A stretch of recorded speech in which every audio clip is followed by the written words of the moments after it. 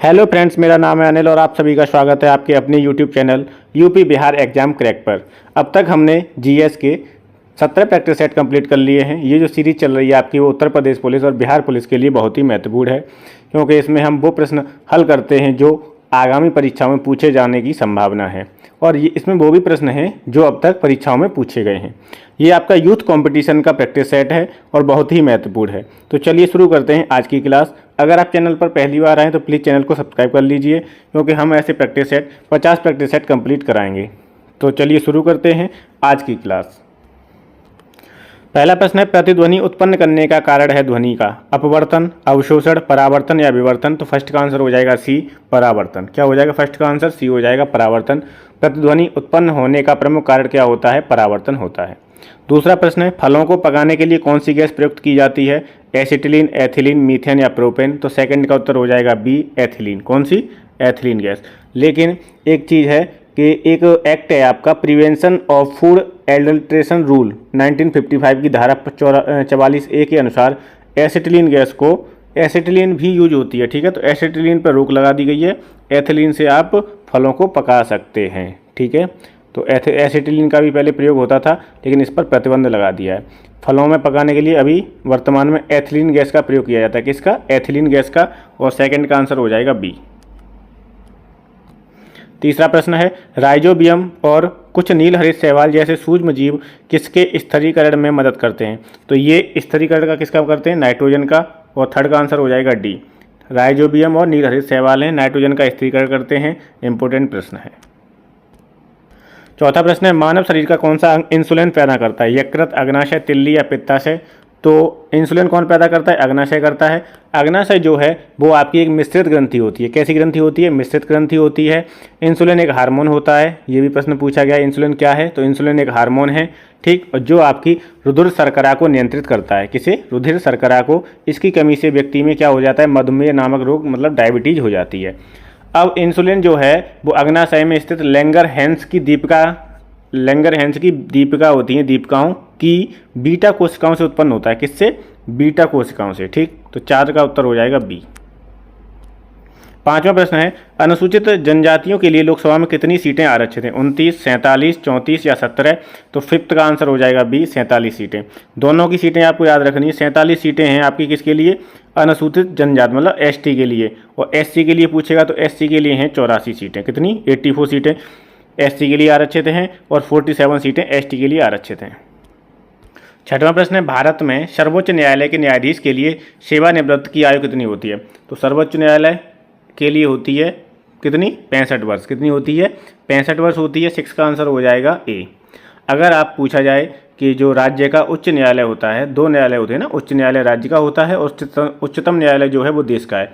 तो उच्च न्यायालय के न्यायाधीश की उम्र होती है 62 वर्ष और सर्वोच्च न्यायालय के न्यायाधीश की उम्र कितनी होती है? 65 वर्ष होती है। सर्वोच्च न्यायालय में अभी एक मुख्य न्यायाधीश होगा और 33 अन्य न्यायाधीश होंगे। कितने?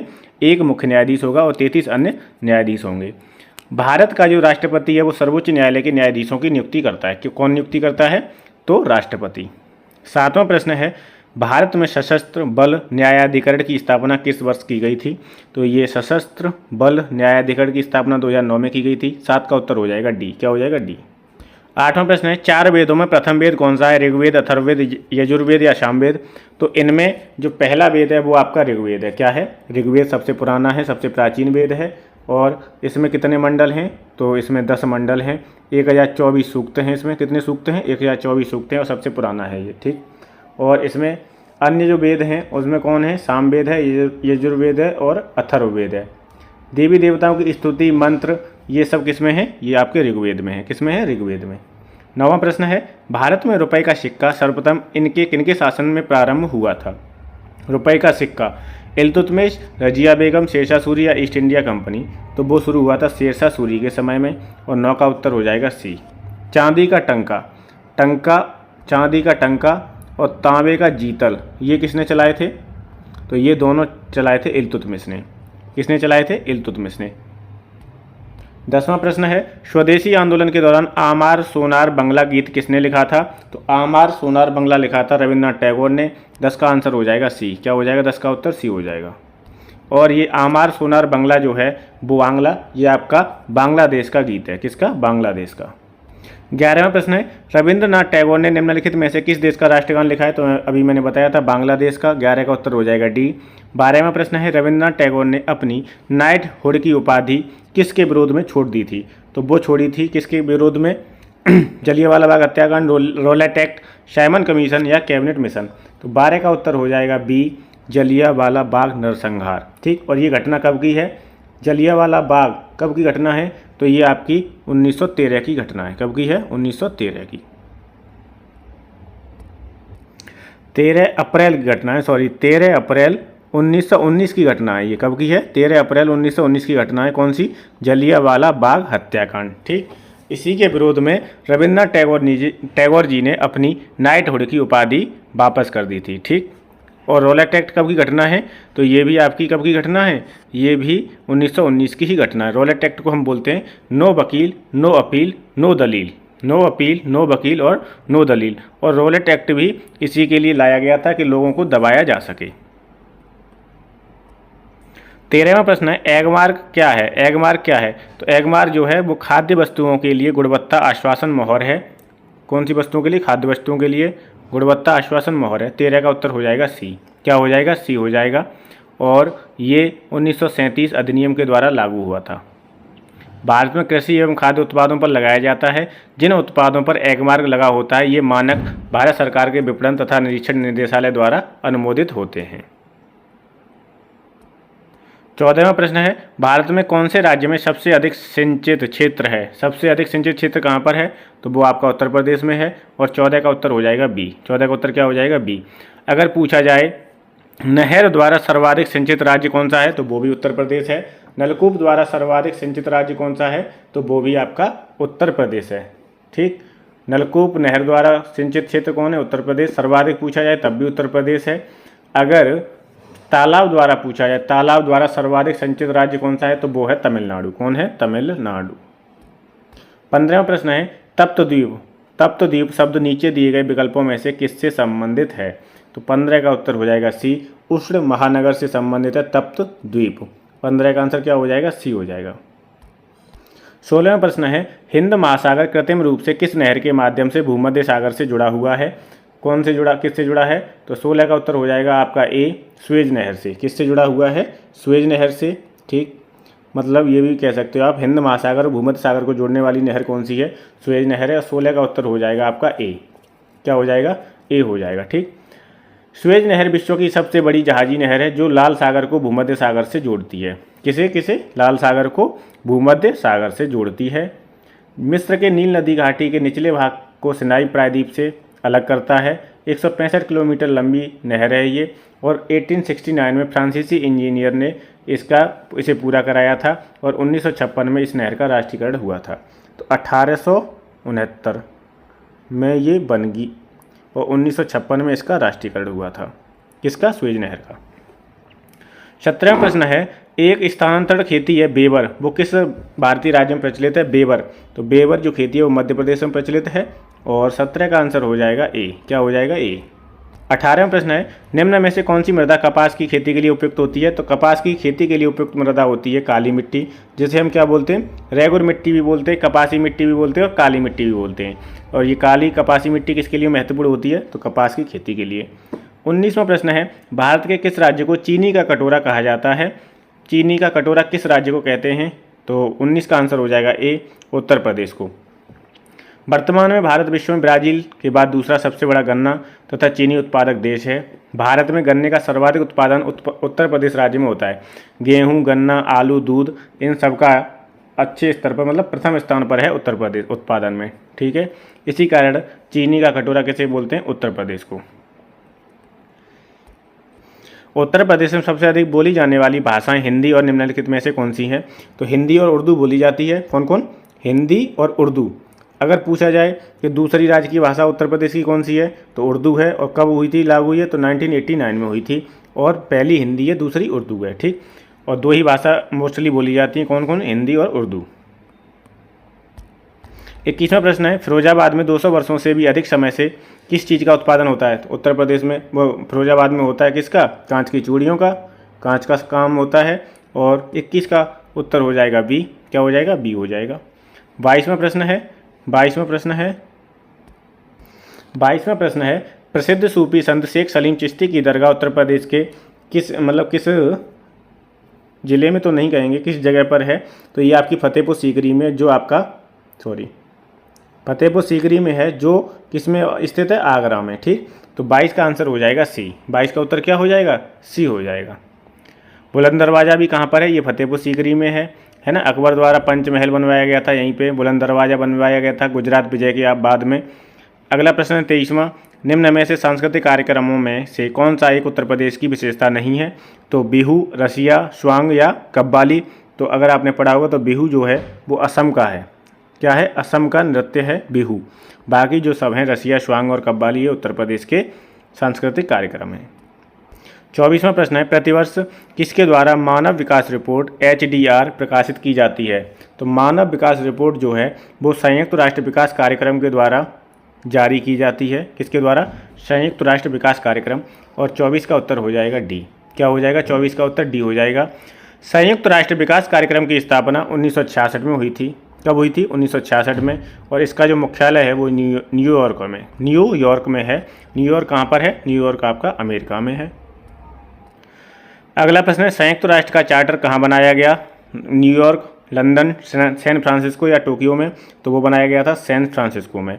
26वां प्रश्न है BD गोयन का पुरस्कार किससे संबंधित है? तो BD गोयन का जो पुरस्कार है वो पत्रकारिता से संबंधित है। 26 का आंसर हो जाएगा डी।